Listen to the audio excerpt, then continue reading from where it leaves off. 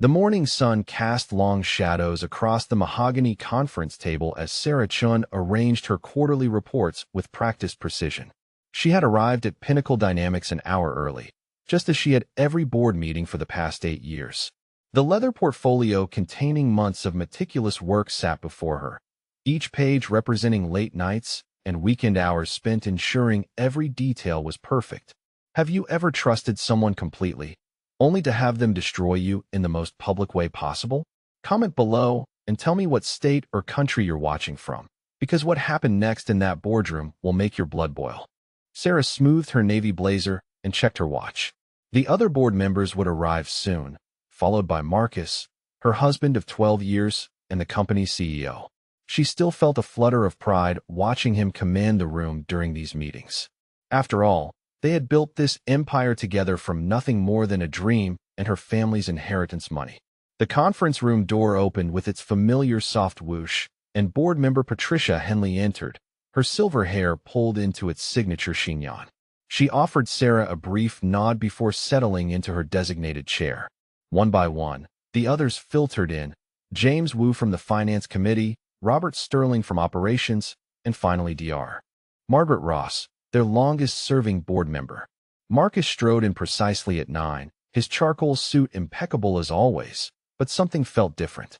Behind him walked Jessica Vale, the newly hired vice president who had started just 3 months ago. Sarah had recommended Jessica for the position herself, impressed by her MBA from Stanford and her innovative marketing strategies. Today, Jessica wore a crimson power suit that hugged her curves, her blonde hair cascading in perfect waves. She carried herself with a confidence that seemed almost predatory. "Good morning, everyone," Marcus announced, his voice carrying that authoritative tone that had charmed investors and intimidated competitors for years. "Before we begin with the quarterly reports, I have some important announcements regarding our company's future direction." Sarah felt her stomach tighten. This deviation from their usual agenda was unexpected. She had spent weeks preparing her presentation on their third quarter performance, including the new client acquisitions that had boosted revenue by 37%. Marcus remained standing while everyone else took their seats. His dark eyes, once warm when they looked at her, now seemed cold and calculating. "As many of you know, we're entering a critical phase of growth. We need leadership that can adapt to the changing market dynamics and drive us toward our IPO goals." Dr. Ross leaned forward, her wire-rimmed glasses reflecting the overhead lights. "What exactly are you proposing, Marcus?" "A reorganization," he replied smoothly. "We need to streamline our operations and ensure we have the most capable people in key positions. Sarah has done adequate work in her current role, but frankly, we need someone with more strategic vision moving forward." The words hit Sarah like a physical blow. Adequate? She had personally secured their 3 largest contracts this year. Her marketing campaigns had increased brand recognition by 60%. She had worked 18-hour days to ensure their quarterly numbers exceeded projections. "Marcus," Sarah began, her voice barely steady, "I think there might be some misunderstanding about my contributions. The Hartwell account alone brought in $4.2 million this quarter, and the Henderson Group deal was entirely my initiative." Jessica leaned forward with a sympathetic smile that never reached her eyes. "Sarah, darling, I think what Marcus is trying to say is that we need fresh perspectives. Someone who can think beyond traditional approaches." The condescension in Jessica's voice made Sarah's cheeks burn with humiliation. She looked around the table, searching for support from the board members she had worked with for years. Patricia Henley studied her manicured nails. James Wu scrolled through his phone. Only Dr. Ross maintained eye contact, though her expression was unreadable.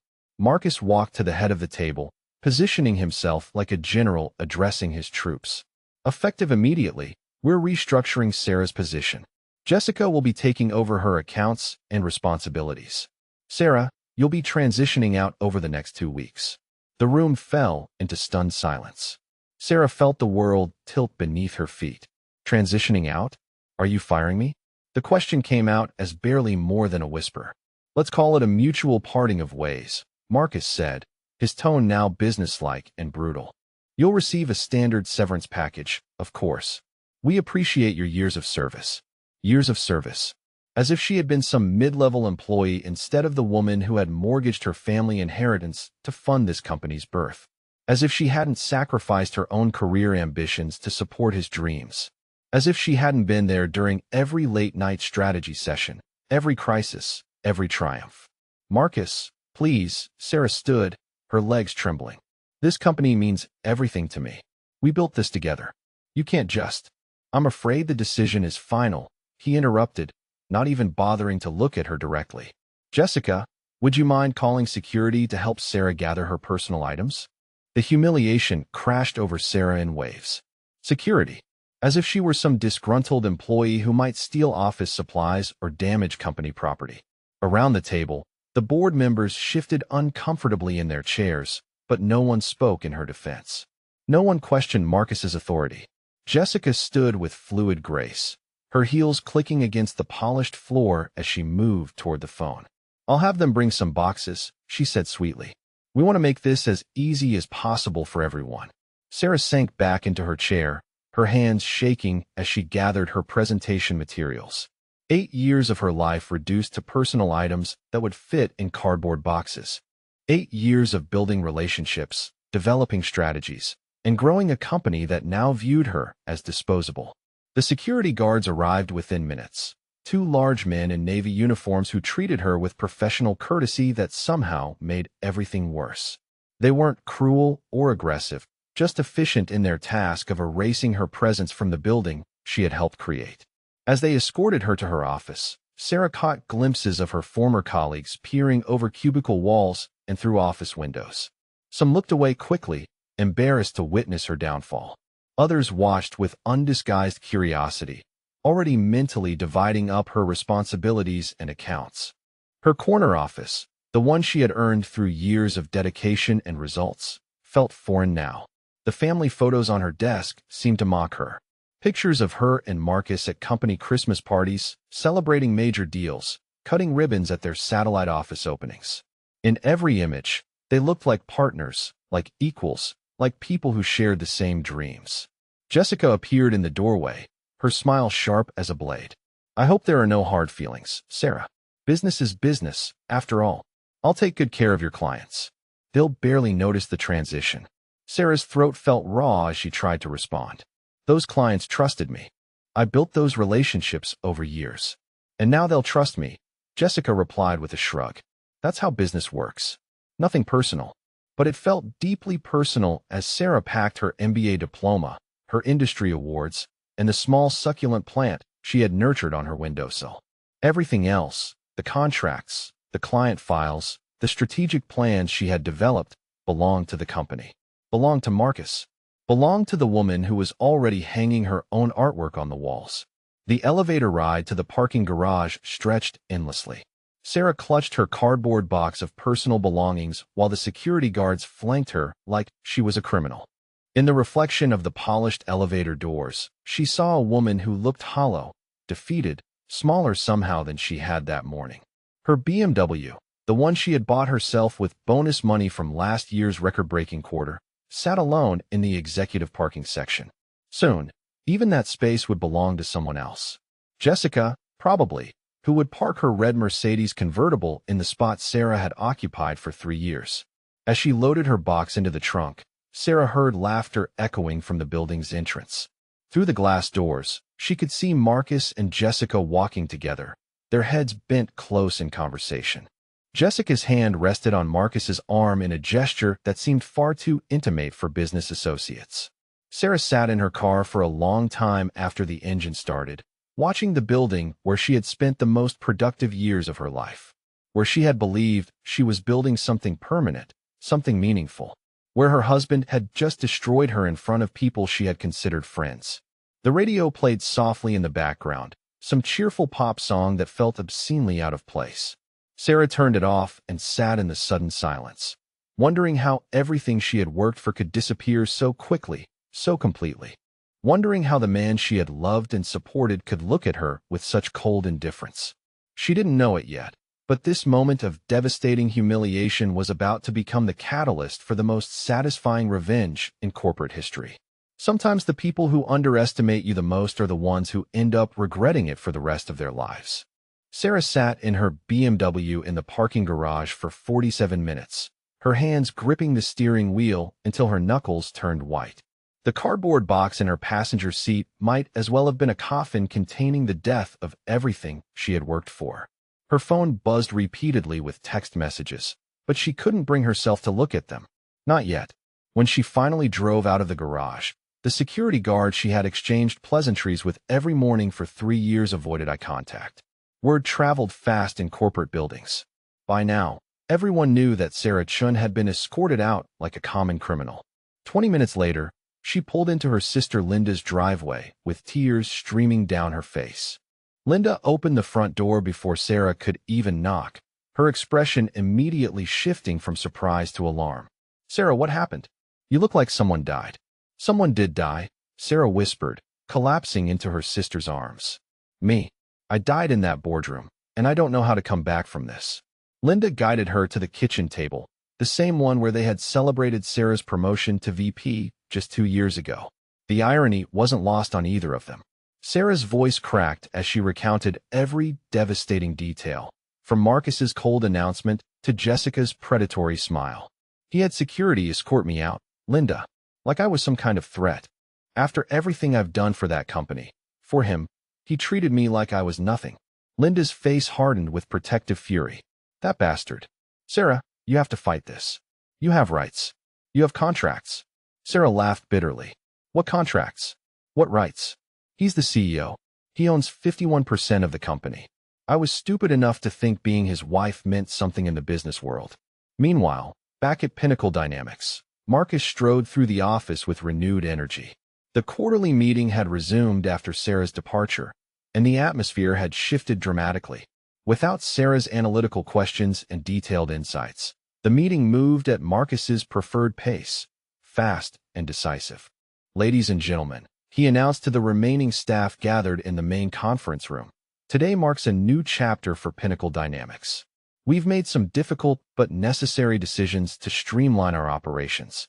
The dead weight has been cut, and we're now positioned for unprecedented growth." The employees exchanged uncertain glances. Many of them had worked directly with Sarah and knew her value to the company. But with mortgages and families to consider, none dared voice their concerns. Jessica stood beside Marcus, her red suit a stark contrast to the muted colors everyone else wore. Her smile was radiant as she addressed the room. "I'm excited to bring fresh perspectives to the accounts that will now fall under my supervision. Change can be uncomfortable, but it's necessary for evolution." Marcus nodded approvingly. "Jessica will be transitioning into expanded responsibilities immediately. I trust everyone will give her the same support and cooperation you've always shown." What Marcus didn't say, but what several keen observers noticed, was how Jessica's hand lingered on his arm when she passed him documents. How their eyes met with an intensity that went beyond professional collaboration. How she had somehow acquired the key code to his private office. While Marcus basked in his newfound authority, Sarah sat in the unemployment office on a plastic chair that had seen better decades. The fluorescent lighting cast harsh shadows on her face as she filled out forms that reduced her distinguished career to checkbox answers. The caseworker, a tired woman named Helen Rodriguez, reviewed Sarah's information with practiced efficiency. "Executive Vice President at Pinnacle Dynamics," she read aloud. "That's quite a position to lose. What were the circumstances of your termination?" Sarah's throat tightened. "They called it restructuring. Said they needed fresh perspectives." Helen had heard every variation of corporate doublespeak over her 15 years in this office. Her expression remained neutral, but her eyes reflected understanding. "Any indication this was performance-related? Disciplinary actions on your record?" "None. My last review was exemplary. I exceeded every metric they set." Helen made several notes on her paperwork. "I'll need to contact your former employer to verify the circumstances and your eligibility for benefits. Sometimes there can be delays if the company contests the claim." Sarah felt her stomach drop. Marcus wouldn't contest her unemployment claim, would he? Surely, even he wouldn't be that vindictive. But as the afternoon progressed and she made calls to potential references, a disturbing pattern emerged. "I'm sorry, Sarah," said Patricia Henley when she finally returned Sarah's call. "I'm not comfortable providing a reference right now. There are some legal considerations, and Marcus has advised the board to refrain from making any statements about former employees. James Wu was more direct. Look, I liked working with you, but I can't jeopardize my position here. Marcus made it clear that anyone who undermines the company's decision regarding your departure might find themselves in a similar situation. Dr. Margaret Ross didn't return her calls at all. By Thursday afternoon, Sarah discovered the true scope of Marcus's vindictiveness when her direct deposit failed to appear. She called the company's payroll department, only to be informed that her final paycheck was being held pending a review of her company credit card expenses and office equipment return.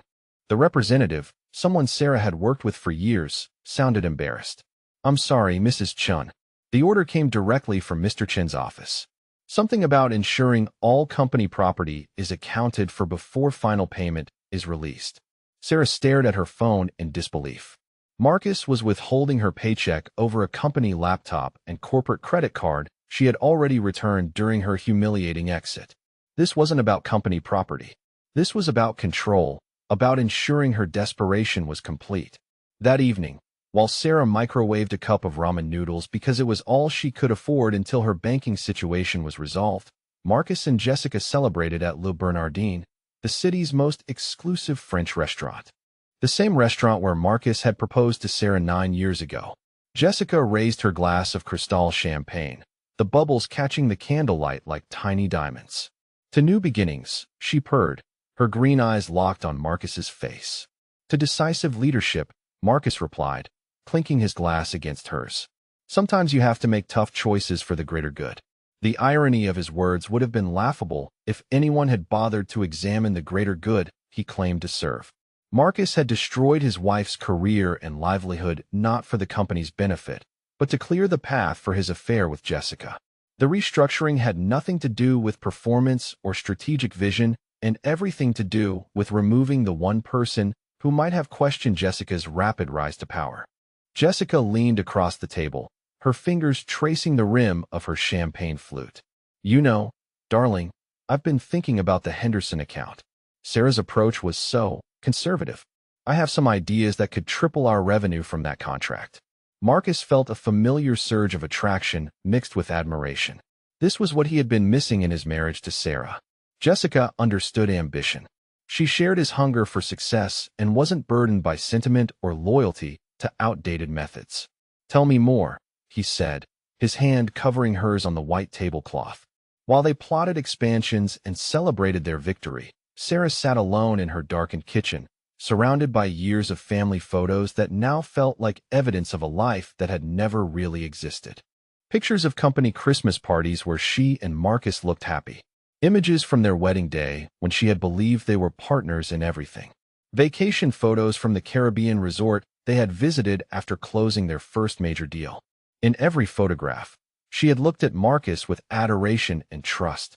Now she wondered how long he had been planning her destruction. Had Jessica been in his life for months before Sarah even knew she existed? Had they laughed about Sarah's naive dedication while planning her downfall? Her laptop sat open on the kitchen table, its screen displaying her LinkedIn profile. Already, she could see that Jessica Vale had updated her position at Pinnacle Dynamics. The woman now listed herself as Senior Vice President of Strategic Development, a title that encompassed everything Sarah had built over 8 years. Sarah's phone buzzed with a notification. A former client had endorsed Jessica Vale for strategic marketing on LinkedIn. Another endorsement followed within minutes. Then another. Jessica was systematically claiming credit for every relationship, every successful campaign, every innovative strategy Sarah had developed. The doorbell rang at 9:30 p.m., startling Sarah from her spiral of despair. She opened the door to find a courier holding an overnight envelope. Her name was typed on the label in official-looking font that made her stomach clench with dread. The envelope contained a notice from her bank regarding her mortgage. Due to the sudden cessation of her direct deposit and her change in employment status, they were requiring updated financial documentation within 30 days to avoid initiating foreclosure proceedings. Sarah slid down the wall beside her front door, the notice falling from her trembling hands. In less than a week, she had lost her job, her income, her references, and now faced the possibility of losing her home. The home she and Marcus had bought together when Pinnacle Dynamics first turned profitable. The home where she had believed they would grow old together. What Sarah didn't know was that Marcus had already instructed his personal attorney to file divorce papers. What she couldn't have imagined was that he had been planning this systematic destruction of her life for months. And what would soon shock everyone, including Marcus himself, was that his methodical cruelty was about to expose the one secret that would destroy him completely. Sometimes the people who underestimate you the most are the ones who forget that you might have secrets of your own. Secrets that could change everything. The law office of David Chun occupied the third floor of a modest brick building downtown, far from the gleaming towers where corporate sharks practiced their trade. Sarah climbed the narrow staircase with leaden feet, clutching a manila envelope containing the divorce papers that had arrived via courier that morning. The cruel efficiency of Marcus's legal machine was breathtaking. He had destroyed her career on Monday and filed for divorce by Friday. David Chun greeted her in a small waiting room decorated with affordable furniture and inspirational quotes about justice. He was younger than she had expected, perhaps 35, with kind eyes behind wire-rimmed glasses and the slight stoop of someone who spent too many hours hunched over legal documents. "Mrs. Chun, I'm sorry we're meeting under these circumstances," he said, extending his hand. His grip was firm despite his gentle demeanor. "Please, come into my office, and we'll see what we're dealing with." His office was cramped but organized, with law books stacked floor to ceiling and a desk that had seen decades of troubled marriages dissected and divided. Sarah settled into a chair that had probably witnessed 1,000 similar conversations, each one representing someone's life falling apart. "I have to be honest with you, Mr. Chun. I can barely afford a consultation fee right now.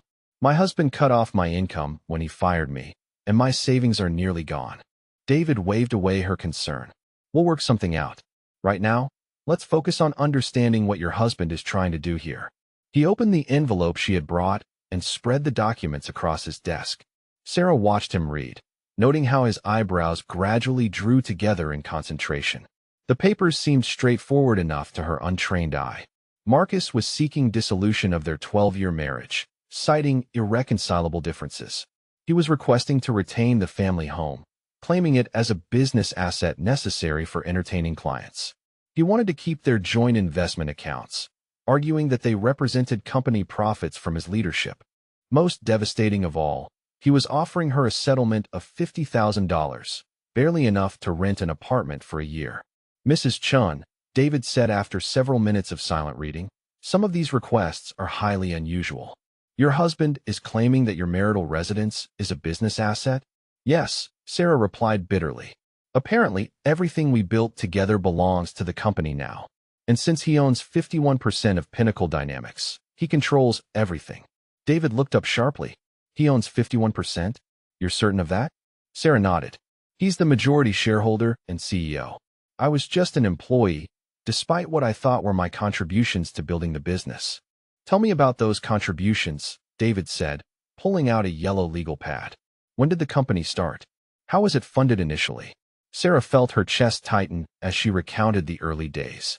"We started Pinnacle Dynamics 8 years ago. Marcus had the business concept, but no capital. I had inherited $2 million from my grandmother's estate the year before. I liquidated everything to fund the startup costs." David's pen stopped moving. "You provided the initial funding?" "All of it. Marcus didn't have any assets to contribute. He was working as a mid-level manager at a consulting firm, making maybe $60,000 a year. We used my inheritance for equipment, office space, initial staff salaries, everything." "And the incorporation documents? Do you have copies of the original filings?" Sarah hesitated. "Marcus handled all the legal paperwork. He said I didn't need to worry about the technical details, that I should focus on marketing and client development while he managed the business structure." David leaned back in his chair, his expression shifting from sympathetic to intrigued. "Mrs. Chun, I think we need to see those original documents. This settlement offer makes much more sense if your husband is trying to hide something significant." "What do you mean?" "If you provided $2 million in startup capital, you should have been granted equity in return. Depending on how the company was structured, you might own far more than you realize." Sarah felt a flutter of something she hadn't experienced in weeks: hope.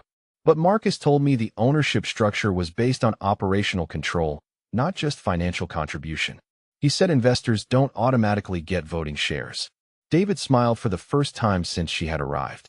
Mrs. Chun, your husband may be a successful businessman, but he's either lying to you or he doesn't understand corporate law.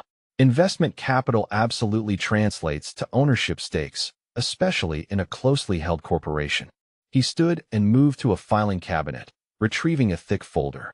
I'm going to need you to gather every document you can find related to the company's formation. Bank records, incorporation papers, any agreements you might have signed. Do you have access to these materials? Sarah thought about the storage unit where she had kept boxes of old paperwork, documents she had preserved out of habit rather than necessity. Some of it, yes. I saved everything from those early years. I thought it was just sentimental, but there might be business documents mixed in. David handed her his business card along with a sheet of paper listing the specific documents he needed. I want you to bring me everything you can find. Tax returns, partnership agreements, anything with both your names on it. And Mrs. Chun, don't mention this conversation to anyone, especially not your husband. Why not? Because if I'm right about what we're going to find, your husband has made the most expensive mistake of his life. And I'd rather he doesn't realize it until we're sitting across from him in court. Sarah left David's office with a sense of purpose she hadn't felt since her humiliation in the boardroom. The storage unit was a 20-minute drive across town, and she spent the entire journey trying to remember what documents she had saved from Pinnacle Dynamics' founding years. The storage unit was a testament to her organized nature. Clearly labeled boxes contained tax records, bank statements, and business correspondence dating back to the company's inception. In box marked 20172018 business records, she found what she was looking for. The original incorporation documents were in a manila folder, along with bank statements showing the transfer of her inheritance money into the company's initial operating account. As she read through the papers under the harsh fluorescent lights of the storage facility, Sarah's hands began to tremble. There it was, in black and white legal language that she had been too trusting to read carefully 8 years ago. Sarah Elizabeth Chun, 51% ownership stake. Marcus Jonathan Chun, 49% ownership stake. The very foundation of Pinnacle Dynamics showed her as the majority shareholder. But that couldn't be right. Marcus had been running the company as the primary decision-maker for years. He had made all the major strategic choices, hired and fired employees, negotiated contracts. How could he have done all that without majority control? Sarah kept reading, and the answer became sickeningly clear. Buried in a stack of papers she vaguely remembered signing during their second year of operation were transfer agreements. Documents that Marcus had presented as routine administrative updates required by their accountant for tax purposes. Documents that she had signed without reading carefully because she trusted her husband implicitly. Except the documents weren't routine at all. They were carefully crafted agreements that transferred her majority stake to Marcus in exchange for what the papers described as assumed operational responsibilities. Her signature appeared on page after page of legal language that she now realized had stripped away her rightful ownership of the company she had funded. Sarah sat on the concrete floor of the storage unit, surrounded by the evidence of her own financial destruction. Marcus hadn't just betrayed her in recent weeks. He had been systematically stealing from her for years, using her trust and love against her to build his empire on her money while ensuring she received none of the credit or control. But as David Chun had noted, the transfer documents had a fatal flaw. They required board approval for major ownership changes, and Sarah couldn't remember ever attending a board meeting where such transfers were voted on. She had been told the early board meetings were just formalities that she didn't need to attend. Her phone buzzed with a text message from Marcus. Hope you're adjusting well to your new circumstances. The house goes on the market next week unless you accept the settlement offer. Sarah stared at the message, then at the incorporation documents in her hands. For the first time since her world had collapsed, she smiled. Marcus thought he held all the cards, but he had made one critical error in his years of calculated cruelty. He had forgotten that the woman he was trying to destroy was actually the woman who owned the company he was so desperate to control. And sometimes, when arrogant men underestimate the women they've wronged, they discover that their victims are far more dangerous than they ever imagined. Sarah carefully gathered every document from the storage unit, her movements now deliberate and focused. Monday morning, she would return to David Chin's office, and together they would begin the process of taking back everything that had always been rightfully hers. The revenge she hadn't even known she could claim was about to become the most satisfying justice ever delivered in a corporate boardroom. David Chin spent his weekend poring over the documents Sarah had retrieved from storage, and by Monday morning, he was convinced they were dealing with one of the most audacious cases of corporate fraud he had ever encountered. The evidence was damning, but he needed expert analysis to build an airtight case. He placed a call to Rebecca Martinez, a forensic accountant who specialized in unraveling complex financial deceptions. Rebecca had helped him expose hidden assets in several high-profile divorce cases, and her reputation for methodical investigation was legendary among family law attorneys. "Rebecca, I need you to examine some corporate documents that don't add up. I think we're looking at systematic ownership theft, but I need your expertise to prove it." Rebecca arrived at David's office Tuesday afternoon, her silver hair pulled back in a practical bun and her briefcase filled with the latest financial analysis software. She spread Sarah's documents across the conference table like a detective arranging evidence at a crime scene. The initial incorporation papers were crystal clear. Sarah Elizabeth Chun held 51% ownership in Pinnacle Dynamics, with Marcus Jonathan Chun holding the remaining 49%. The documentation showed Sarah's $2 million inheritance as the sole source of startup capital, with Marcus contributing no financial resources to the venture. "This is textbook," Rebecca murmured, adjusting her reading glasses. "The person who provides the capital gets majority control. It's corporate law 101. But then Rebecca discovered the transfer agreements that Sarah had signed in subsequent years. Her expression darkened as she read through the deliberately complex language designed to obscure their true purpose. "David, these transfers are completely invalid. Look at this clause here. Any ownership changes exceeding 5% require unanimous board approval and must be ratified at an official board meeting with proper notice to all shareholders." David leaned closer to examine the documents. Did that happen? According to these meeting minutes, absolutely not. There's no record of any board meetings discussing ownership transfers. No votes recorded. No notifications sent to shareholders. These agreements are worthless pieces of paper. Rebecca's investigation revealed an even more sinister pattern. Marcus had created a shell company called Strategic Holdings LLC, which existed solely to facilitate the illegal transfer of Sarah's ownership stake. On paper, it appeared that Sarah had sold her shares to Strategic Holdings, which then transferred them to Marcus. In reality, Strategic Holdings was nothing more than a post office box and a bank account controlled entirely by Marcus. "He's been laundering ownership through a fake company," Rebecca explained. "It's like washing stolen money through multiple accounts to hide its origin. Except in this case, he was washing stolen equity." While David and Rebecca built their case, Marcus was basking in the glow of his newfound freedom. That Tuesday afternoon, he sat in the executive conference room at Pinnacle Dynamics, speaking with Jonathan Hartwell from Business Excellence magazine. The interview had been arranged to showcase Marcus as one of the city's rising entrepreneurial stars. "Mr. Chun," Hartwell said, adjusting his digital recorder, "tell our readers about the early days of Pinnacle Dynamics. What was it like building this company from nothing?" Marcus leaned back in his leather chair, the picture of confident success. "It was challenging, certainly. I had a vision for what this company could become, but turning that vision into reality required incredible dedication and sacrifice. I literally put everything I had into making it work." The irony of his words was breathtaking. Marcus spoke about sacrifice while sitting in an office purchased with Sarah's inheritance money. He described his vision while Jessica sat beside him, wearing a designer suit bought with profits from the company Sarah had funded. "And now you're preparing for an IPO," Hartwell continued.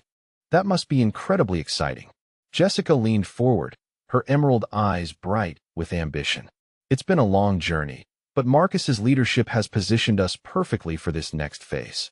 As co-founder, I've been working closely with him to ensure our growth strategy aligns with market opportunities." Marcus felt a surge of pride as Jessica spoke. Co-founder. It had a nice ring to it, even though Jessica had only joined the company 3 months ago. But who would question their narrative? Sarah was gone, discredited and powerless. The board members were too intimidated to challenge his version of events. History belonged to the victors, and Marcus had clearly won. What Marcus didn't know was that his interview would become crucial evidence in the legal battle brewing behind the scenes. Every word he spoke about building the company from nothing would be used to demonstrate his willingness to lie publicly about the source of Pinnacle Dynamics funding. Back in David's office, Rebecca was uncovering the final pieces of the puzzle. She had obtained Pinnacle Dynamics tax returns for the past 8 years, and the financial trail told a story that contradicted everything Marcus claimed. "David, look at this," Rebecca said, pointing to a spreadsheet on her laptop screen. "Every major capital investment in this company can be traced directly back to Sarah's initial funding. Equipment purchases, office expansions, employee salaries in the early years, everything came from her money. But what about the profits from operations? Didn't Marcus generate revenue that justified his control?" Rebecca shook her head. The company operated at a loss for the first 3 years. Marcus's salary during that period was entirely subsidized by Sarah's investment. Even when they started turning a profit, the money that funded growth came from Sarah's capital, not from operational success. David felt his excitement building. This wasn't just about divorce settlements or property division. This was about a woman reclaiming a company that had always been rightfully hers. He called Sarah with the news. "Mrs. Chun, I need you to come in tomorrow morning. Rebecca has found something that changes everything." Sarah arrived at David's office Wednesday morning looking more hopeful than she had in weeks. The financial analysis spread across the conference table looked like a roadmap to vindication. "Sarah," Rebecca began, "your husband has been systematically stealing from you for years. But the beautiful thing about financial fraud is that it always leaves a paper trail. And this paper trail leads directly back to proof that you are the rightful majority owner of Pinnacle Dynamics." David picked up the thread. "Every transfer agreement he had you sign was invalid because they violated the company's own bylaws. You never gave up your ownership stake because you legally couldn't give it up without proper board approval." Sarah stared at the documents, hardly daring to believe what she was hearing. "You mean I still own 51% of the company?" "Not only do you still own it," Rebecca said with satisfaction, "but your stake has grown significantly. The company is now valued at approximately $30 million. Your 51% ownership is worth over $15 million. The number hit Sarah like a physical blow. $15 million. While she had been eating ramen noodles and worrying about losing her home, she had been the majority owner of a company worth $30 million. David leaned forward, his expression serious but excited. "Sarah, we're not just going to win your divorce case.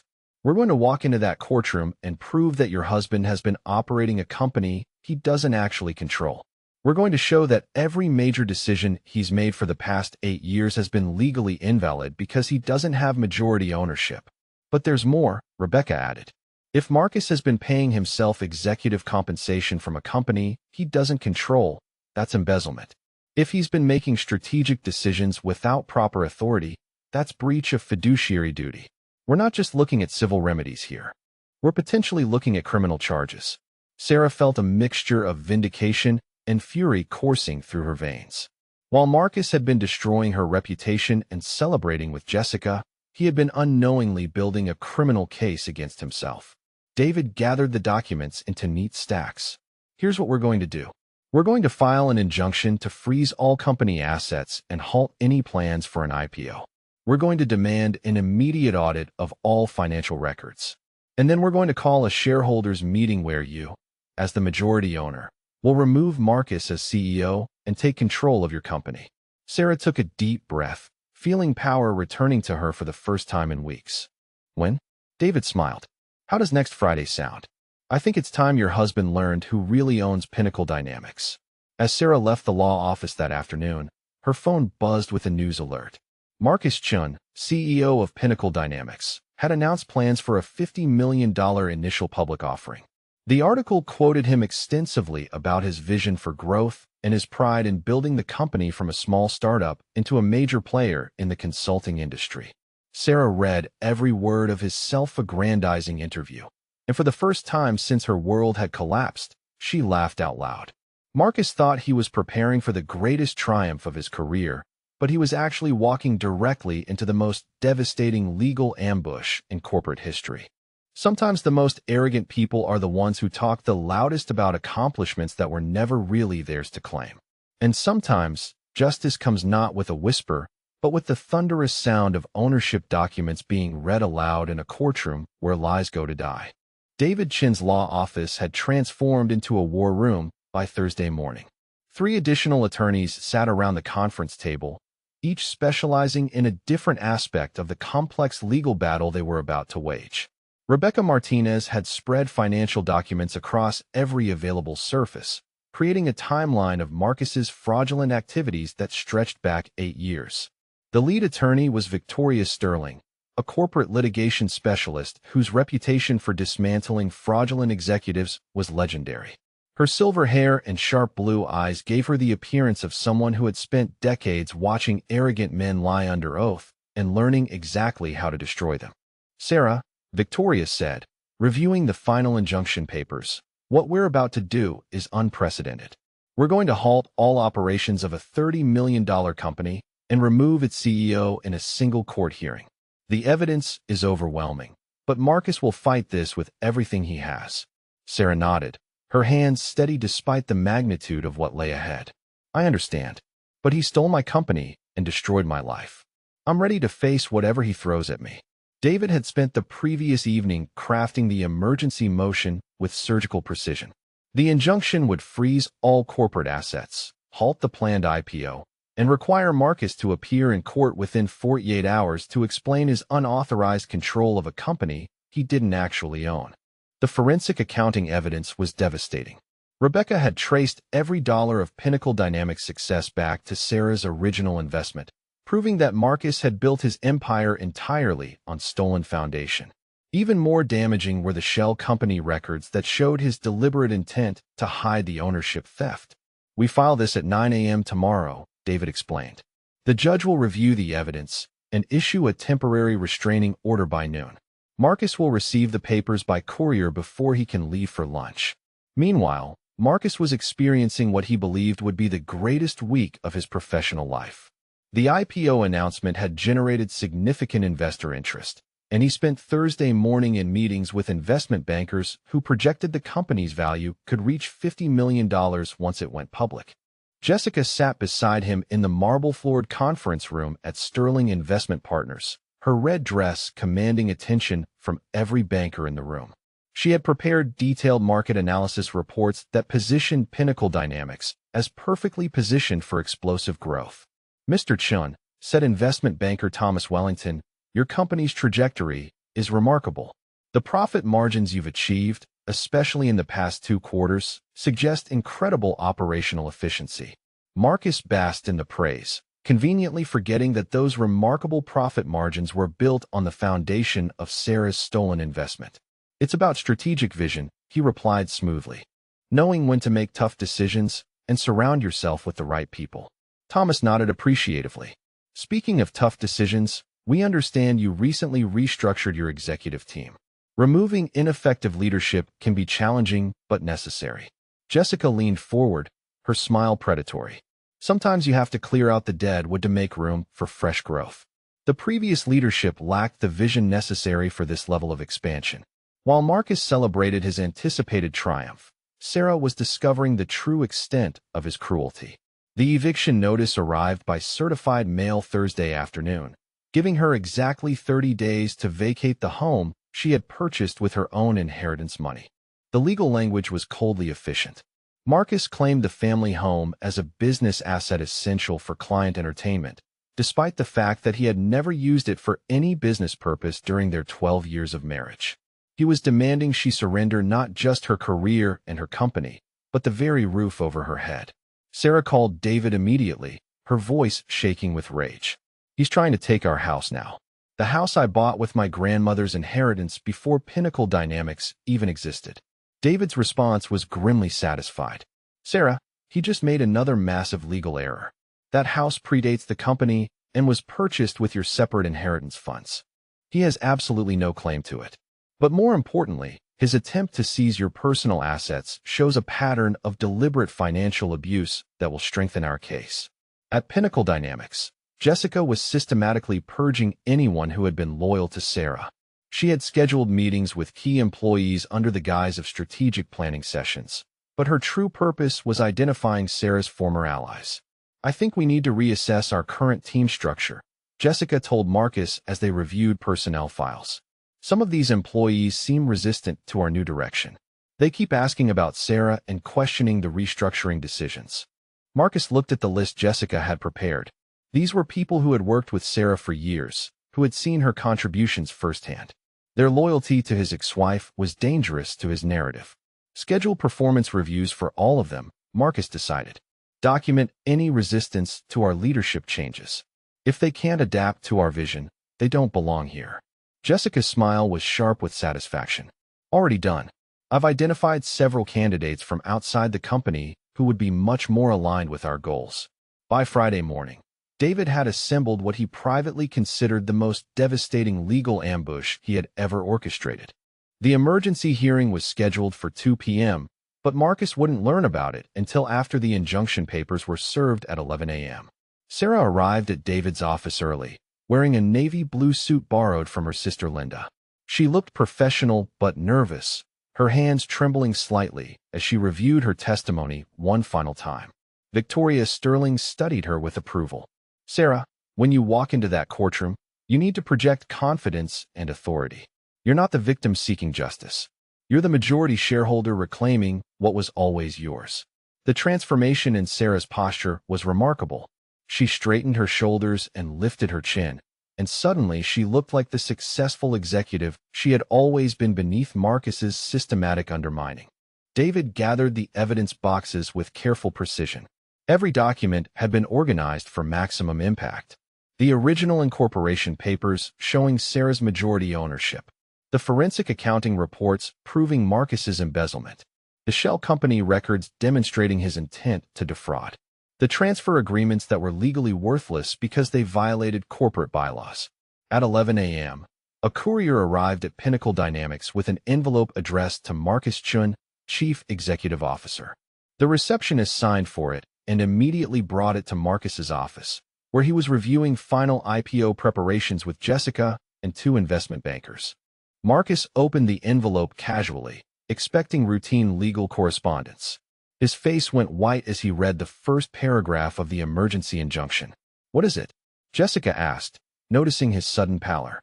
Marcus's voice was barely a whisper. "Sarah is claiming she owns 51% of the company. She's trying to halt our IPO and remove me as CEO." The investment bankers exchanged alarmed glances. "Mr. Chun, if there are ownership disputes, we cannot proceed with the public offering until they're resolved." Jessica grabbed the papers from Marcus's shaking hands, her green eyes scanning the legal language with growing horror. "This is impossible. Sarah was just an employee. She has no ownership stake in this company." But as Marcus read through the detailed evidence Sarah's attorneys had compiled, the blood drained from his face. There were copies of the original incorporation documents he had hoped were lost forever. Financial records proving Sarah's $2 million investment. Forensic analysis of the shell company he had created to launder the stolen ownership. "The hearing is today at 2 p.m., he said, his voice hollow with shock. "She wants me to appear in court and explain why I've been operating a company I don't control." Jessica's composure finally cracked. "What do you mean you don't control it? You're the majority shareholder. You own 51%. Marcus couldn't meet her eyes. "I thought I did. I thought the transfer agreements were valid. But if they're claiming those transfers violated corporate bylaws." The investment bankers were already gathering their materials and preparing to leave. "Mr. Chun, we'll need to suspend all IPO preparations until this matter is resolved. We cannot represent a company with disputed ownership." As the bankers departed and Jessica began making frantic phone calls to corporate attorneys, Marcus sat alone in his office, staring at the evidence of his own destruction. For 8 years, he had believed he had successfully stolen Sarah's company. Now he was learning that his theft had been an elaborate illusion, and the woman he had tried to destroy was about to reclaim everything that had always been rightfully hers. At 1:30 p.m., Sarah walked through the courthouse doors, her briefcase containing the documents that would restore her rightful position as majority owner of Pinnacle Dynamics. Her steps were measured and confident, and her eyes held the steely determination of someone who had endured betrayal and emerged stronger. Behind her, David and Victoria carried boxes of evidence that would expose 8 years of systematic fraud. The legal team that had assembled to support her represented the finest corporate litigation minds in the city, and they were prepared to demolish every lie Marcus had built his stolen empire upon. The most satisfying revenge was about to unfold, not in violence or cruelty, but in the simple reading aloud of ownership documents that would strip away every illusion Marcus had created about who really controlled Pinnacle Dynamics. The emergency board meeting Marcus had called for 3 p.m. was supposed to be his moment of ultimate triumph. He had summoned the board members to finalize the IPO preparations and officially present Jessica as co-founder, cementing his narrative of successful leadership while burying any remaining traces of Sarah's contributions forever. The Pinnacle Dynamics boardroom had never looked more imposing. The mahogany table gleamed under crystal chandeliers, and the floor-to-ceiling windows offered a commanding view of the city skyline. Marcus stood at the head of the table in his finest charcoal suit, projecting an image of unshakable authority despite the legal documents that had shattered his morning. Patricia Henley arrived first, her silver hair impeccably styled, and her expression neutral but curious about the urgent nature of the meeting. James Wu and Robert Sterling followed, both men checking their phones and murmuring about the disruption to their schedules. Dr. Margaret Ross entered last, her wire-rimmed glasses reflecting the afternoon sunlight as she took her customary seat. Jessica made her entrance like a queen claiming her throne. She wore an emerald green power suit that hugged her curves perfectly, her blonde hair cascading in waves that caught the light. Her briefcase contained presentation materials that would establish her as co-founder and equal partner in Pinnacle Dynamics' bright future. "Ladies and gentlemen," Marcus began, his voice carrying only the slightest tremor of uncertainty. "Thank you for accommodating this emergency session. As you know, we're on the verge of taking Pinnacle Dynamics public, and there are some final organizational matters that require board approval." Dr. Ross leaned forward, her sharp eyes studying Marcus's face. "This wouldn't have anything to do with the legal documents that were served this morning, would it, Marcus?" Marcus felt his confidence waver but forced a dismissive laugh. "Sarah is making some desperate claims as part of our divorce proceedings. Her attorneys are grasping at straws, trying to delay our IPO for maximum financial damage. Nothing more than vindictive litigation." Jessica stood and moved to the presentation screen, her movements fluid and confident. What Marcus is too polite to say is that his ex-wife has become increasingly unstable since her termination. These legal challenges are simply an attempt to extort money from a company she never actually contributed to building. Patricia Henley shifted uncomfortably in her seat. "Jessica, I've known Sarah for 8 years. Unstable isn't a word I would use to describe her. People change, Patricia," Jessica replied smoothly. "Sometimes stress reveals character flaws that were previously hidden." Sarah always resented Marcus's success and her own limitations. The boardroom doors opened with a soft whisper, and every head turned toward the entrance. Sarah Chin walked in with her shoulders squared and her chin lifted, radiating a confidence that none of them had seen before. She wore a navy blue suit that emphasized her authority, and her briefcase suggested serious business rather than desperate pleading. Behind the security desk, guards moved to intercept her, but Sarah produced a court document with the seal of the Superior Court clearly visible. "This is an emergency injunction," she announced, her voice carrying clearly across the room. "I have legal authority to be here." Marcus's face flushed red with anger and embarrassment. "Sarah, you can't just walk in here and make demands. This is a private board meeting, and you're no longer employed by this company." Sarah's smile was serene and devastating. "You're absolutely right, Marcus. I'm not an employee of this company. I never was." The boardroom doors opened again, and David Chun entered with Victoria, Sterling, and 2 additional attorneys.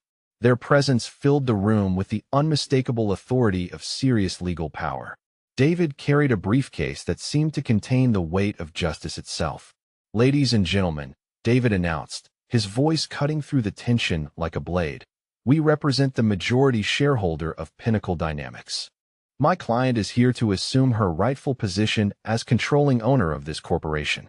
Marcus laughed, but the sound was hollow and desperate. "Majority shareholder? Sarah owns nothing. I hold 51% of this company, and these frivolous claims won't change that fact." Victoria Sterling stepped forward, her silver hair gleaming and her blue eyes cold as winter steel. Mr. Chun, you've been operating under a fundamental misunderstanding for 8 years. Your wife never transferred her ownership stake to you because she legally couldn't do so without proper board approval. Jessica's composure finally began to crack. That's impossible. Marcus showed me the ownership documents when I accepted my position. He owns controlling interest in this company. Victoria opened her briefcase and withdrew the original incorporation papers, spreading them across the mahogany table like trump cards in a deadly game. These are the original incorporation documents filed with the state 8 years ago. Sarah Elizabeth Chun, 51% ownership. Marcus Jonathan Chun, 49% ownership. Dr. Ross reached for her reading glasses and examined the documents closely. The state seal was genuine. The signatures were notarized, and the dates were unmistakable. Her face went pale as she realized the implications. But Marcus has been making all the operational decisions, James Wu protested. He's been the CEO, signing contracts, hiring and firing employees. How could he do that without majority control? David smiled grimly. Excellent question, Mr. Wu. The answer is that every major decision Marcus has made for the past 8 years has been legally invalid. He's been operating a company he doesn't control, which constitutes massive fraud. Sarah stepped forward, her voice steady and authoritative. Marcus convinced me to sign transfer agreements that he claimed were required for tax purposes. But those agreements violated our corporate bylaws because they were never approved by the board. Every signature I placed on those documents was meaningless without your votes.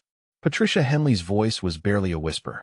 You mean we never voted to transfer ownership because Marcus never brought it to us for approval? Exactly, Victoria confirmed.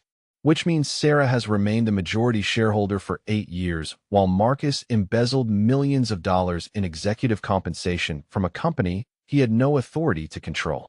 Marcus's face went from red to ashen gray. The implications were crashing over him like an avalanche. Not only was his ownership claim fraudulent, but every salary payment, every bonus, every executive decision he had made was legally questionable. Jessica began gathering her presentation materials with trembling hands. I need to call my attorney. I had no knowledge of any ownership disputes when I accepted my position. Sarah's smile was radiant with vindication. Jessica, your position as co-founder never existed. You can't be co-founder of a company that already had 2 founders 8 years before you arrived. Every representation Marcus made to you about the company's history was a lie. The forensic accountant's report is devastating, David added. Every dollar of success this company has achieved can be traced back to Sarah's original $2 million investment. Marcus contributed no capital, no assets, and no legitimate authority. Dr. Ross removed her glasses and rubbed her temples. Marcus, is this true? Did you build this company on Sarah's money while claiming credit for her investment? Marcus opened his mouth to deny everything, but the words died in his throat. The evidence was overwhelming, undeniable, and damning. His entire empire had been built on a foundation of theft and deception that was now crumbling beneath him. The court order freezes all corporate assets immediately, Victoria announced. Marcus Jonathan Chun is hereby removed as Chief Executive Officer, effective immediately. Sarah Elizabeth Chun, as majority shareholder, will assume control of all corporate operations. Sarah walked to the head of the table, the same position where Marcus had humiliated her just 2 weeks ago. The symbolism was perfect. The woman he had tried to destroy was now reclaiming the throne that had always been rightfully hers. Jessica's voice was shrill with panic. What about the IPO? What about my executive position? I have contracts, agreements, promises that were made to me, all contingent on Marcus having the authority to make them, which he never possessed, David replied calmly. Every contract he signed, every promise he made, every decision he rendered was the act of someone without legal standing to operate this company. Marcus sank into his chair, the weight of his destruction finally settling on his shoulders. The IPO was dead. His reputation was destroyed.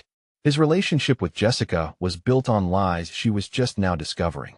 And the woman he had betrayed so completely was about to send him to prison for fraud. Sarah addressed the board with the confidence of someone who had finally found her rightful voice. Ladies and gentlemen, I know this comes as a shock. but I want you to know that I value the relationships we built during my years here. Under my leadership, Pinnacle Dynamics will continue to grow and prosper, but it will do so with integrity and transparency. Patricia Henley was the first to respond. Sarah, I owe you an apology. We should have questioned Marcus's version of events when you were terminated. The way he treated you was inexcusable. Dr. Ross nodded in agreement. Your contributions to this company were always significant. We were wrong to remain silent during your dismissal. James Wu looked directly at Marcus with undisguised disgust. How could you steal from your own wife? How could you build your success on someone else's money and then destroy their reputation? Marcus had no answer because there was no answer that could justify 8 years of systematic betrayal and theft. He had gambled everything on the belief that his lies would never be exposed, and now his entire world was collapsing around him.